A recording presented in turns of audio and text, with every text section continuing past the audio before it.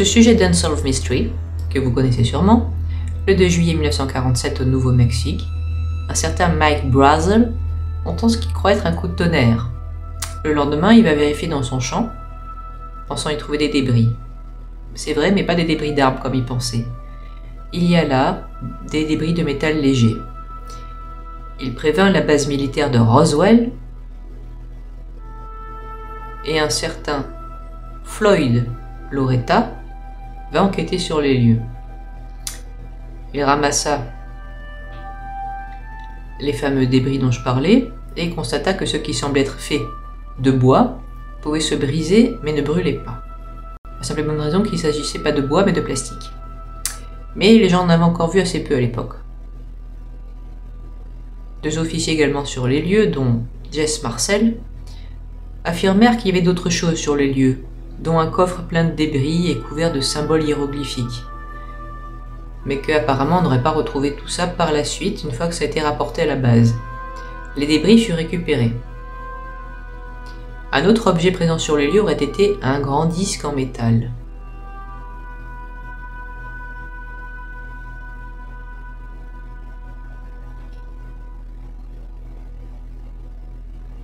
Un militaire du nom de Barney Barnett fit venir des étudiants en archéologie qui examinèrent tout ceci sur place. En arrivant sur les lieux, ils assurèrent avoir vu un occupant dans le disque de métal, un humanoïde qui n'était pas pour autant un être humain. Mais la hiérarchie militaire leur interdit d'en parler. Des années plus tard, ils se confieront. On parla du fait qu'un ballon météorologique a été envoyé, et cela sera rendu public en 1984. Un autre habitant des lieux, M. Anderson, confiera à sa femme en 1981 avoir vu des corps lui aussi de ses occupants, et qu'ils étaient certains qu'ils n'étaient pas de la Terre. Une autre possibilité d'ailleurs, dont on parlera sur le plateau, était que ce n'était pas non plus un ballon météorologique, mais un avion expérimental qu'on aurait vu. Qu'en est-il de nos jours? Eh bien, l'explication qu'on avance toujours aujourd'hui, c'est que, oui, on avait bien envoyé un ballon météo, et c'était ça dont les débris ont été retrouvés. Mais pourquoi, dans ce cas-là, la hiérarchie militaire n'a-t-elle pas dit qu'elle avait envoyé un ballon météo plutôt que de laisser les gens se perdre en conjoncture? Parce que c'était la guerre froide, tout simplement. Il ne faut pas laisser filtrer les informations, sachant que les ballons et autres objets expérimentaux étaient le plus souvent destinés à espionner l'ennemi. L'URSS, si vous préférez. Donc, on ne parlait pas. À noter aussi que les signes hiéroglyphiques que certains jurent avoir vus sur les débris, eh bien en fait, l'intérieur du ballon météo était tapissé d'un tissu orné de petits motifs. Quand tout a brûlé, les motifs du tissu se sont tout simplement imprimés sur ces débris. En 1995, il y eut une découverte sensationnelle de l'autopsie, filmée d'un des fameux occupants de l'appareil de Roswell, qui ont été gardés cachés jusqu'ici. L'objet parut en cassette, et Jacques Pradel en parla dans L'Odyssée de l'étrange, le montrant comme un document authentique. Sauf qu'il s'était fait avoir comme un bleu. C'était un canular, la créature que vous voyez se faire disséquer à l'écran était un monstre humain. Ça se voit de nombreuses erreurs, à commencer par le fait que du sang frais s'écoule quand l'alien, entre guillemets, est autopsié. Alors qu'en réalité, l'autopsie était censée avoir lieu plusieurs jours après son décès, ouvrez les guillemets. Tout ceci décrédibilisa considérablement l'Odyssée de l'étrange qui s'arrêta, mais aussi l'affaire Roswell elle-même. Chacun y voit ce qu'il veut, et aujourd'hui la ville de Roswell, d'un point de vue touristique, profite beaucoup de cette image de la ville des extraterrestres. Mais officiellement, voici ce qu'il en est. Personne n'a pu filmer d'autopsie d'un alien. Certaines personnes jurent en avoir vu, mais Est-ce qu'elles mentent? Est-ce qu'elles ont halluciné? Est-ce qu'elles ont vraiment vu quelque chose? Ça, on peut pas le dire. Et surtout, eh bien oui, officiellement, l'OVNI, entre guillemets, c'était un ballon sonde.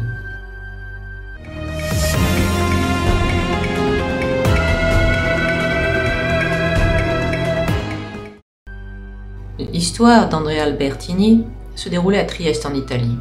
Selon son père, Lino Ardos, en juin 1981, Andrea, qui avait 26 ans, était parti en vacances pendant quelques jours car il avait gagné beaucoup d'argent et voulait prendre quelques congés.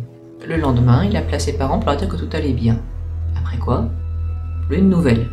Andrea aurait-il fugué et décidé de disparaître? C'était impossible selon eux. Andrea avait toujours été bon élève, il était étudiant à l'époque, s'entendait bien que ses parents, aucune fugue n'était envisageable ni possible selon ses parents. 2 ans passèrent, et on en suggéra finalement à Lino de faire appel au paranormal pour retrouver son fils. Au début, c'était peu probant. Certains voyants disaient d'Andrea qu'il était mort, d'autres qu'il était vivant, jusqu'à ce qu'on présente à Lino une certaine Anita, spécialiste de l'écriture automatique. Je ne sais pas si vous savez ce que c'est, mais la personne tient un crayon sans pour autant le tenir de manière à ce qu'elle écrive elle-même. Elle le tient juste droit. Ensuite, sa main bouge seule et elle écrit des phrases dont elle n'a pas idée mais qui sont dictées par les morts. Le 17 février 1983, Anita écrivit ainsi, sous la dictée, disait-elle, d'Andrea, qu'Andrea avait été assassiné à Turin. Il voulait acheter une voiture d'occasion, était tombé dans le piège de voyous qui avait voulu lui voler son argent, puis l'avait assassiné. Lino et sa femme voulurent néanmoins dans ces conditions retrouver le corps d'Andrea, sans quoi le deuil leur semblait impossible. Ils continuèrent donc ce dialogue avec leur fils, dans l'espoir de glaner des informations pour savoir où il était. D'autres morts, parfois, pouvaient intervenir pendant les séances, et un jour, Anita, surprise, écrivait le message d'un certain Gigi Rosani. Mais qui était-ce? Selon Andrea, une âme arrivée depuis peu. Mais personne ne connaissait de Gigi Rosani. Le lendemain, parut dans le journal un avis de décès de ce Gigi Rosani, décédé récemment.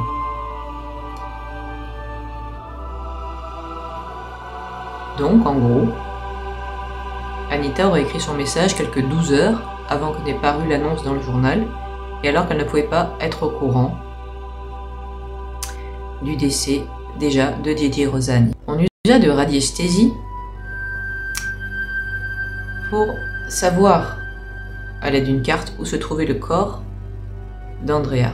D'après ses propres indications, il aurait été jeté dans le fleuve Pô, puis son corps s'était retrouvé coincé sous des racines de pin.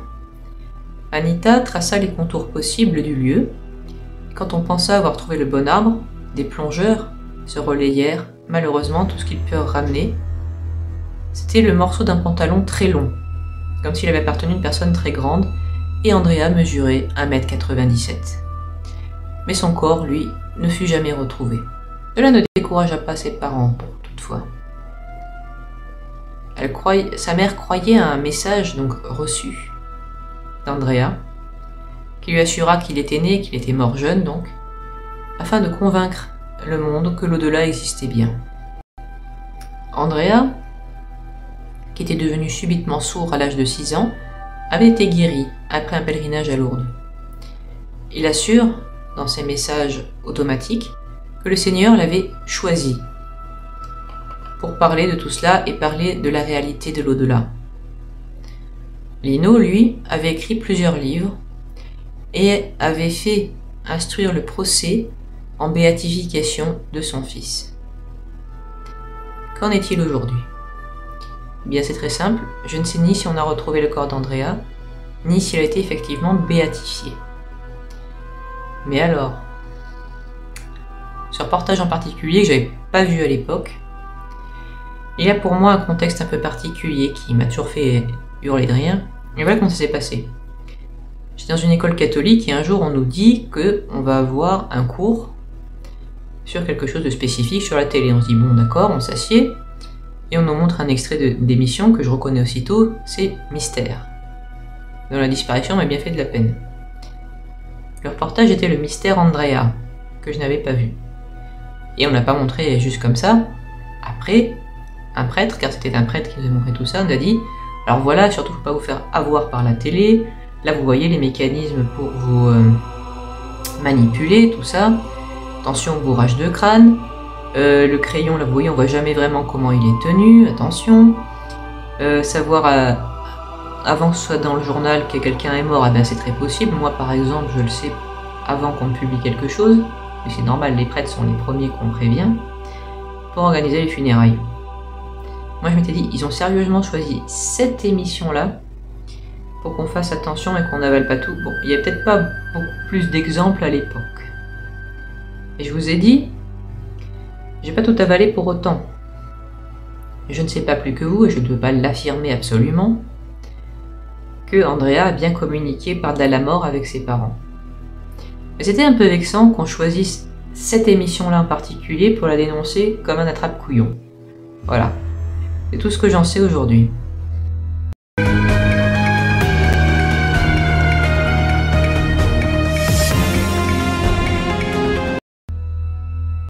Angélique van der Tchekhov était une jeune fille qui habitait en région parisienne, qui était française donc. Pourtant, un jour à 8 ans, elle se mit à parler anglais, subitement. Pourtant, elle n'avait pas appris.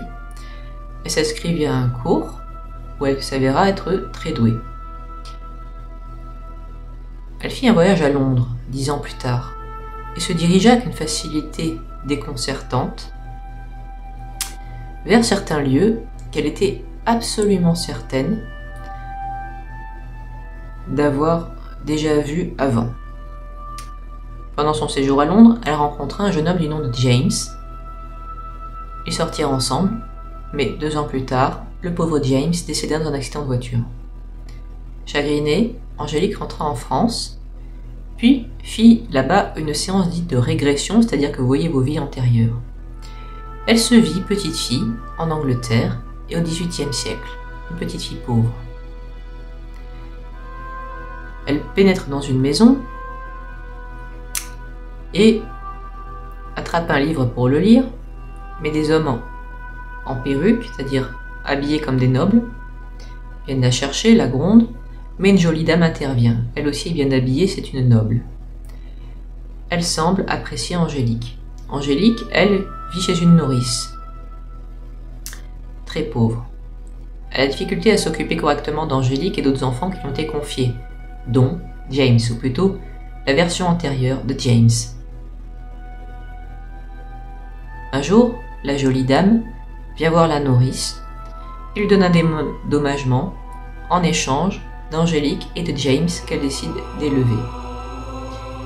La dame décéda au bout de quelques années, mais Angélique était à l'abri du besoin. Est-ce que l'histoire d'Angélique van der Tchekhov, donc, est vraie? Est-ce qu'elle a vraiment vécu une vie antérieure en Angleterre? Eh ben, je n'en sais rien. Là encore, une fois, je n'ai pas pu retrouver son nom dans les archives.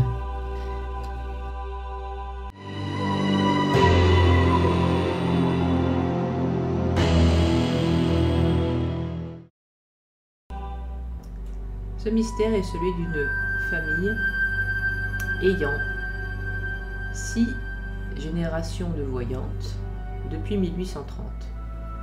La première s'appelait Augusta, elle était équilibriste dans un cirque. Un jour, elle eut une vision dans laquelle elle tombait du fil, cassée après une représentation. Après avoir passé des semaines au lit après l'accident, Augusta se reconvertit dans la lecture du tarot. Et un jour, elle vit dans les lignes que sa fille Florence mourrait prématurément. Elle-même eut la vision de se voir mourir en couche en 1848. Elle avait mis au monde une petite fille du nom d'Anne qui apprit à devenir écuyère dans le cirque. Anne eut une vision, elle se vit accompagnée d'un homme du nom de Jacques. Et avec une petite fille.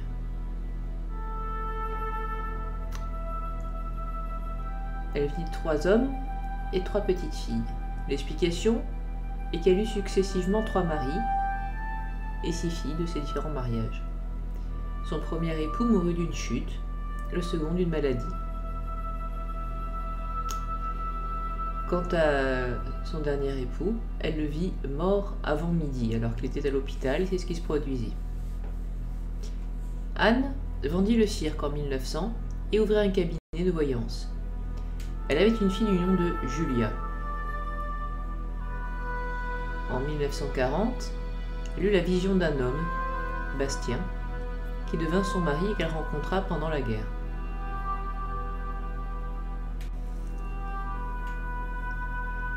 Ils se marièrent en 1947 et Julia perçut les infidélités de son époux, avant même d'en avoir la confirmation dans le réel d'ailleurs. La fille de Julia s'appelait Marie-Josée. Elle épousa un comte et eut une fille du nom de Marion. La grand-mère, Julia Pancrazi, assura alors, à l'époque du reportage, que Marion avait déjà eu une vision, sa petite fille Marion, qui avait 9 ans. En plateau, Julia expliqua qu'elle avait eu 3 filles et que sa troisième fille, par exemple, n'avait pas le don. Donc ça ne se transmettait pas forcément de façon héréditaire, tout cela. Je sais depuis que Julia Pancrazi a écrit un livre. Mais je n'en sais pas davantage sur cette famille, si le don s'est effectivement transmis de génération en génération encore.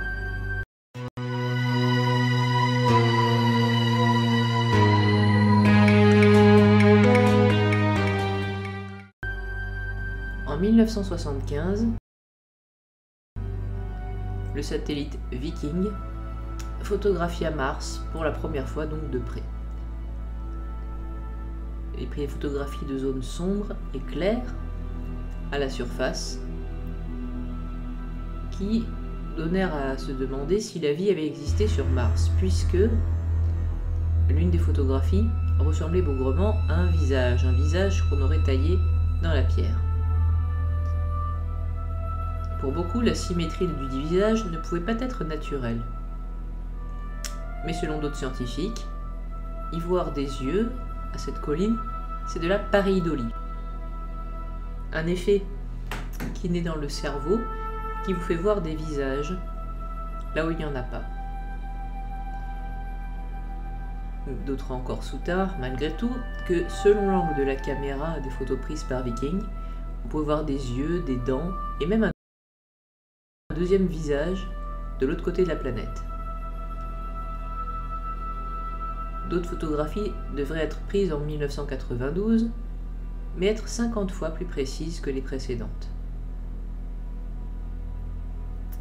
En plateau, on expliqua qu'il y avait eu de la vie et même de l'eau sur Mars.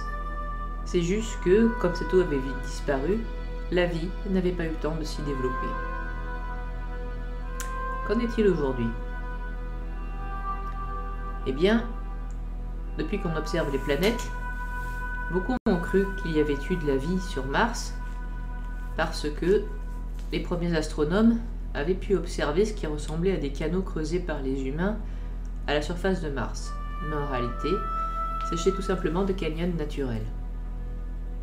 Donc non, pas de vie sur Mars, et si on y en a eu, ça doit être des bactéries, il y a bien longtemps. Et le visage alors?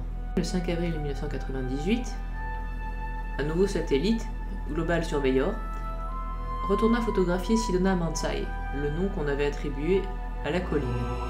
Sa résolution était 10 fois supérieure à Viking.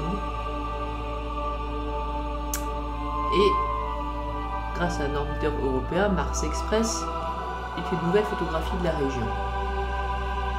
Il a fallu attendre le 22 juillet 2006 pour que des images vraiment précises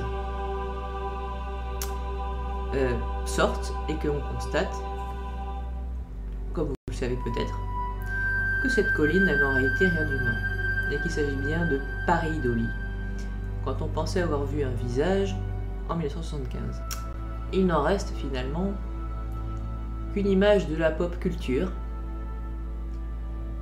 puisque dans la série Futurama, et plus précisément un épisode de la saison 3 sorti en 2002, on nous montre Mars habité par des immigrants tel l'Ouest américain, et qu'il y avait des natifs martiens qui vivaient dans des réserves cachées, sous un visage qui s'ouvre pour eux. Mais, quel humour, ils prétendaient que de l'autre côté exactement de la planète Mars, c'était des fesses qui auraient été gravées dans la pierre. Bref, rien de très sérieux.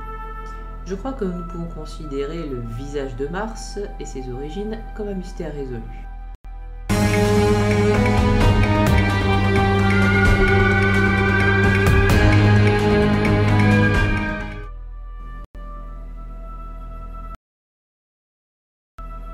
Ce témoignage était celui de Janine Bourdet, qui en 1991 vit sa vie bouleversée. Quand sa petite sœur Catherine, qui était sa seule famille car elle était orpheline, qui était étudiante à Montpellier, ne put plus être jointe de personne. Elle ne répondait au téléphone ni à Janine ni à personne. Elle allait à la faculté de Montpellier, mais quand on contacta la faculté, personne n'avait vu Catherine depuis longtemps. Elle ne répondit à aucun appel, bien que Janine l'appelle tous les jours, et qu'elle alla voir tous les week-ends si elle était toujours dans son logement. Mais personne ne l'y avait vue. Janine prévint la police, mais selon eux, Catherine allait bien en cours. C'était juste qu'elle n'habitait plus apparemment dans son appartement. Alors, que faire? Un voyant, Jean-Marie Field, s'aida d'une photo pour tâcher de retrouver Catherine. Il vit celle-ci sur une grande place, mais laquelle? Il demanda à Janine de brûler des bougies en pensant à sa sœur. Ses visions se précisèrent, et il comprit que la ville où il avait vu Catherine, c'était Lyon. Janine alla avec son mari à Lyon, et ils longèrent toutes les grandes places en s'efforçant de dévisager toutes les personnes qui s'y trouvaient pour reconnaître éventuellement Catherine. Finalement, ils s'arrêtèrent près d'un hôtel, place Bellecour, trouvant que la place ressemblait beaucoup à la description faite par Jean-Marie. Et là, surprise, Catherine était là, avec un groupe de personnes. Janine se précipite vers sa sœur, mais Catherine semble hésitante. Finalement, elle demande aux gens avec qui elle parlait si elle pouvait partir et suivre sa sœur, ce qu'elle finit par faire. On comprit plus tard qu'elle se trouvait avec une secte. Pas le genre à porter des robes blanches ni à s'enfermer, puisqu'il pouvait sortir sur la place. Catherine expliqua qu'au réseau universitaire, elle avait rencontré deux inconnus qui lui parlaient de cette secte. Catherine rencontrait souvent les membres, s'était découvert des goûts communs avec eux. Mais, petit à petit, on lui fit comprendre qu'elle devait moins voir sa famille. Elle avait vécu quelque temps dans un grand appartement lyonnais avec eux, et n'était jamais seule du jour où elle y était rentrée. On soupçonne aussi la pauvre Catherine d'avoir été sous l'influence de stupéfiants. Alors qu'y avait-il de paranormal là-dedans? Eh bien à peu près rien, sauf que une voyance avait permis de retrouver Catherine. Précisons aussi que les sectes étaient un peu un mal de fin de siècle. Elles ont toujours prospéré dans ces moments-là. Et on nous mettait alors lourdement en garde contre eux. Mais j'avoue, je n'ai pas retrouvé trace de Janine et de Catherine, et du reste, je ne sais pas dans quelle secte elles s'étaient retrouvées.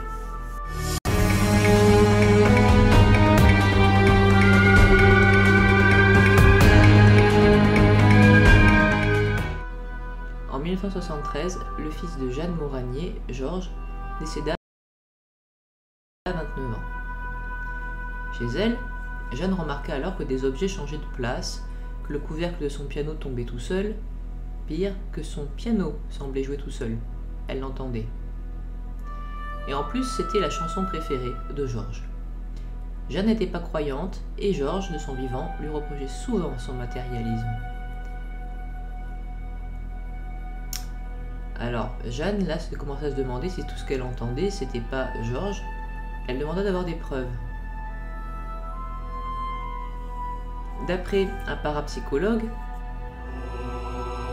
Jeanne aurait pu provoquer elle-même les phénomènes sans s'en rendre compte par télékinésie.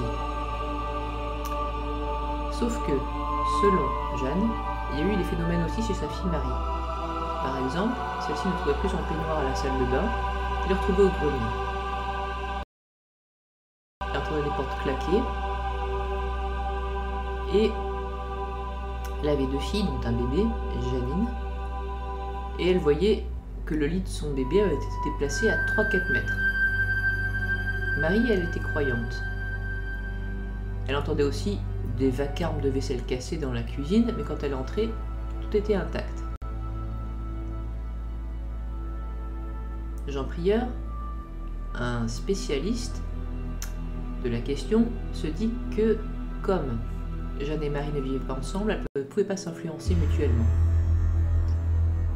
Il conseille de faire brûler des cierges pour entrer en communication avec Georges. Mais seule Marie, d'une part, entendit des boîtes à musique chez elle qui se déclenchaient toutes seules. Elle vit aussi un jour une voiture électrique appartenant à ses enfants roulant dans le couloir.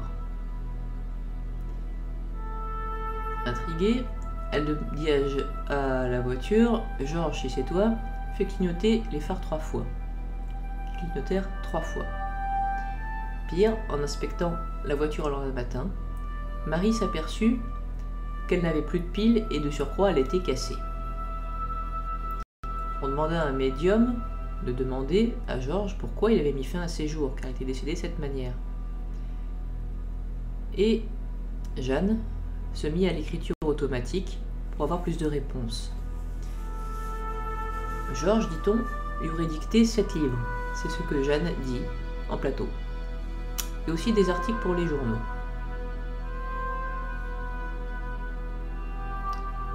D'après elle, il fallait être médium pour arriver à faire cela, car ce n'était pas donné à tout le monde. Que peut-on en dire aujourd'hui? Eh bien que Jeanne Moragnier effectivement écrit plusieurs livres. Mais je n'en sais pas davantage. Je ne peux pas dire si oui, vraiment, elle arrivait à communiquer avec son fils.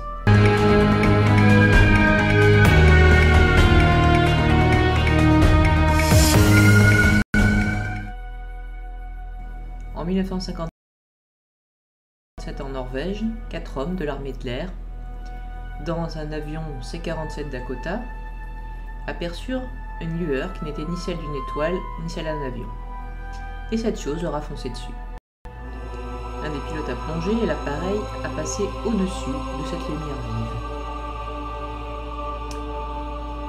Elle a semblé les suivre, comme dotée d'une volonté propre, puis passer derrière eux et l'objet les a suivis. Ils clignotaient comme pour faire un message en morse. Et les hommes en ont déduit qu'on ne leur voulait pas de mal. Ensuite, la chose a disparu. Qu'est-ce que c'était? Eh bien, je ne peux pas le dire. Cette histoire est assez mystérieuse, vraiment, c'est le cas de le dire, parce que je n'ai pas pu en retrouver la trace.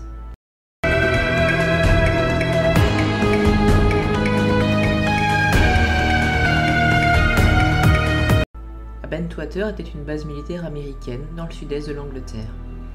Le 26 décembre 1980, John Burrow, officier, et un autre soldat aperçoivent une lumière dans la forêt. Ils vont voir ça de plus près et aperçoivent un engin qui s'élève au-dessus des arbres et qui laisse apparemment 3 traces dans le sol qu'on put observer le lendemain. Plus tard, la lumière est apparue à nouveau une nuit et cela produit une panne d'électricité à Bentwater. Selon le colonel Charles Halt, qui était là, les appareils, les radars, les véhicules, etc., tout ça tomba en panne la deuxième fois.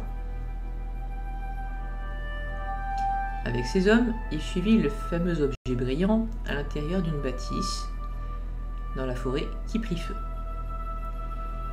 Et soudain, la lueur se divisa en 5 objets différents qui disparurent très vite. En une autre occasion, les militaires aperçurent 3 objets rapides produisant de lumière bleutée qui vient vers eux. Cela s'appelle une rencontre du deuxième type. On prétend qu'à Londres, le gouvernement étouffa leur rapport et cette affaire. Il n'y eut pas d'enquête. Mais 15 militaires au moins furent témoins des phénomènes. Qu'en sait-on aujourd'hui? Eh bien, les marques observées au sol seraient tout simplement laissées par des grattages de lapins. Selon un spécialiste du nom de Jacques Vallée, toute cette affaire serait une expérience militaire de manipulation d'opinion visant à faire croire à une visite extraterrestre. Je ne peux en dire plus. Il pourrait s'agir d'un canular donc, mais je ne peux pas l'affirmer à 100%.